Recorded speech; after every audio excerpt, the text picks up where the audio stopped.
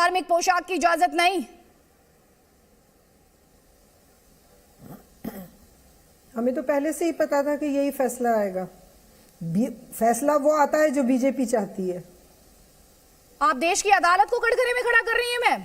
उन्होंने वहां पे फैलाया ही तमाशा इसलिए। नहीं मैम, आप देश की अदालत को कटघरे में खड़ा कर रही है मैम, आपको किस पर भरोसा है? वो उनका फैसला नहीं है। पहली बात तो यह है, सुनिए पूरी बात मेरी, पहली बात तो यह है कि वो फैसला नहीं है, वो टिप्पणी है। उसको फैसले में आप तो मैम किसने कहा फैसला? फैसला तो आपने कहा। हेर फेर से ही सारी कहानियां शुरू होती हैं। फैसला और टिप्पणी अलग अलग चीज है मैम। ये कंफ्यूजन आपने क्रिएट की, हम में से किसी ने क्रिएट नहीं की है। ये तमाशा किया गया था। हमने तो कहा फैसला आने तक, आप शायद ध्यान से सुना नहीं। कह रही हूँ, कंफर्म कह रही हूँ, कंफर्म सुन लीजिए। मैं जो कह रही हूँ बिल्कुल मजबूती से कह रही हूँ कि ये तमाशा कराई इसीलिए गया था कि इलेक्शन आए, हिंदुत्व को फैलाया जाए, और उन लोगों ने फैला दिया। उनके जो वोट बैंक थे उनको खुश करने के लिए वो लोग ये काम कर रहे हैं, और उनका सक्सेसफुली वो काम हो रहा है। आपने जो अदालत के बारे में कहा, मुझे उस पर सख्त आपत्ति है। हिंदुस्तान को तमाशा बना लिया। मैम आप किस तरह की बातें कर रही हैं मैम? होगी मैम, आपको देश की अदालतों पर भरोसा नहीं है, आपको इस देश के लोकतंत्र पर भरोसा नहीं है। मुझे कोई फर्क, आप अगर चाहें तो मुझे बंद कर दीजिए। मैम अगर आपको बंद करना होता तो आप इस डिस्कशन में आती ही नहीं। पहली बात यास्मीन मैम, यास्मीन जी मुझे डांटने से, मेरे ऊपर चिल्लाने से मैम कुछ नहीं होगा। ना तो मैं डरती हूँ, मैं आपको नहीं डांट रही, मैं आम बात कर रही हूँ। हाँ मैम, आम बात कर रही हूँ, अदालत पर सवाल उठा रही हूँ। मेरे पास पूरा राइट है, क्योंकि मैं इस देश की, सुनिए मैम मेरी बात, मैं इस देश की डेमोक्रेसी में यकीन रखती हूँ। मैं नहीं मानती देश तमाशा है, मैं नहीं मानती देश तमाशा है मैम, मैं नहीं मानती कि देश तमाशा है। मैं नहीं करती उनका अपमान जो बॉर्डर पर खड़े होकर इस देश को डिफेंड करते हैं और कुर्बानी देते हैं। मैं देश को तमाशा नहीं मानती हूँ मैम, और किसी को नहीं मानना चाहिए तमाशा, चाहे उसके पॉलिटिकल एजेंडा कुछ भी हो। जितेंद्र शर्मा हमारे साथ है मैम, मैं वापस आऊंगी आपके पास प्लीज, लेकिन आपसे सिर्फ मेरी एक अपील है, इस देश को तमाशा मत बताइए मैम। इस देश के लिए बहुत लोग बहुत कुर्बानी देते हैं, कई परिवार सैक्रिफाइस करते हैं, उसका मजाक मत बनाइए आप। जितेंद्र शर्मा हमारे साथ है। जितेंद्र, और क्या इंफॉर्मेशन है आपके पास हाईकोर्ट द्वारा जो ये टिप्पणी की गई है उसे लेकर? देखिए अदिति, कर्नाटक हाईकोर्ट में हिजाब मामले को लेकर के जो सुनवाई चल रही थी उसमें कर्नाटक हाईकोर्ट ने कहा है कि जब तक वो इस मामले के ऊपर कोई आदेश पारित नहीं करते तब तक के लिए इंटरिम यानी कि अंतरिम आदेश दे रहे हैं कि जब तक वो आदेश नहीं देते तब तक कोई भी रिलीजियस ड्रेस को पहन करके स्कूल नहीं आएंगे।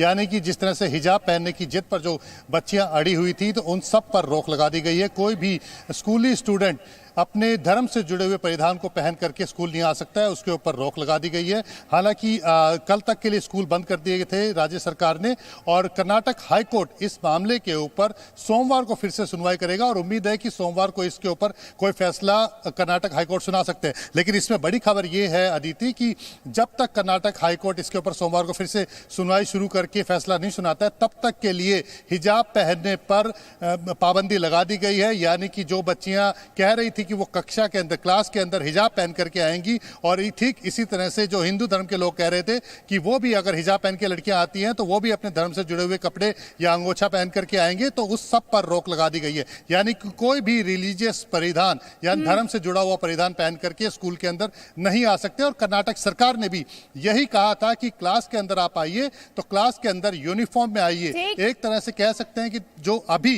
फिलहाल की जो स्थिति है उसमें कर्नाटक हाईकोर्ट ने जो अंतरिम आदेश दिया है उसमें यह कहा है कि किसी भी तरह के धर्म से जुड़े हुए परिधान, हिजाब हो या कोई भी दूसरा परिधान हो, उसे पहन करके स्कूल में नहीं आना है जब तक कि कर्नाटक हाईकोर्ट इसके ऊपर पूरी तरह से सुनवाई करके फैसला। कमेंट करना चाह रही है निगत अब्बास।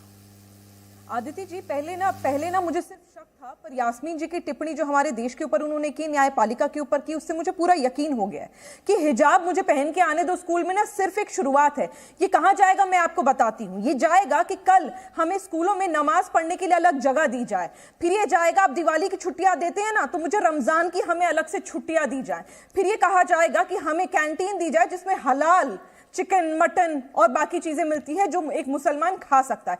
फिर यह भी कहा जाएगा, याद रखिएगा, कि हमें संडे में फ्राइडे की छुट्टी चाहिए। और अंत में होगा कि काफिरों का बंद कर दीजिए स्कूल में आना, क्योंकि हम स्कूल में आ रहे हैं। आप अपने आप की सोच बहुत लंबी रखती हैं। ये वहां जाने वाला है। यास्मीन फारूकी।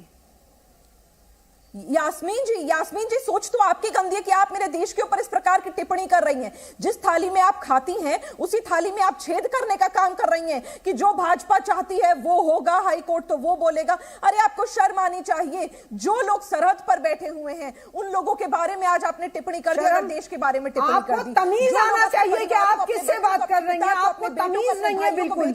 आप आके बैठ जाती हैं, आपने तमीज कहाँ सीखा है? आपके घर वालों ने तमीज सिखाया है? एक सेकंड यास्मीन फारूकी, एक सेकंड निगत अब्बास, एक सेकंड मैम यास्मीन फारूकी, निजी टीका टिप्पणी नहीं है, निजी टीका टिप्पणी नहीं, उनकी परवरिश पर मत जाइए, उनकी परवरिश पर मत जाइए प्लीज, परवरिश पर मत जाइए मैम। क्योंकि मैं ऐसे चैनल पे बात भी करना पसंद नहीं सकते थे, ना ही सहन करेंगे। आप मुझे आज 4 दिन की लड़की बैठ के मैंने जो 67 की हिंदुस्तान की जनता को पसंद नहीं आई आपकी इस तरह की घटिया टिप्पणी जो आज आपने न्यायपालिका के ऊपर करी। ये होगा, मुझे पता था आप इस प्रकार की टिप्पणी करेंगे क्योंकि AIMIM वाले करते ही हैं। आप लोग दंगे भड़काने का काम करते हैं, आप लोग जनता को बेवकूफ बरगलाने का काम करते हैं, बेटियों पर प्रतिबंध लगाने का काम करते हैं। आप चाहते ही नहीं है कि मुसलमान बेटियां जाकर पढ़े, वो पढ़ लिख कर आकर इंजीनियर, डॉक्टर, आर्मी ऑफिशियल बने। आपको चाहिए ही नहीं वो। आप तो कल को ये भी कहेंगे कि कोर्ट में तो मेरा केस भी ना मुसलमान जज सुने। आप ये कहेंगे नहीं मैं हॉस्पिटल में जा रही हूं तो मेरा तो इलाज नर्स जो होगी वो हिंदू नहीं मुसलमान चाहिए, डॉक्टर जो है वो हिंदू नहीं मुसलमान चाहिए। आपकी सोच बहुत घटिया है, बहुत घटिया सोच है। इतनी घटिया सोच के लिए माफ कीजिएगा, मैं आपसे बात भी नहीं करना चाहती। मैं आपसे आपकी सच्चाई क्या है, AIMIM वालों की सच्चाई क्या है, आज जनता ने बखूबी टीवी पर देख लिया। और मैं तो आपका शुक्रिया अदा करती हूँ कि आपने जनता को अपनी सच्चाई दिखा दी। ओवैसी जैसे लोग, आप जैसे लोग, आप बदतमीज हैं। माफ करिएगा, मैं आपकी उम्र की बहुत लिहाज कर रही थी आप जैसे लोग बदतमीज हो, पर आज जो आपने मेरे देश के ऊपर न्यायपालिका के ऊपर टिप्पणी करी है ना, आप इससे घटिया बात कर ही नहीं सकती थी मोहतरमा। आप पता नहीं कैसे इतनी उम्र दराज हो गई, बिना इंफॉर्मेशन, बिना नॉलेज, बिना हिंदुस्तान की जनता के व्यू जाने। हिजाब पहन के घूमो।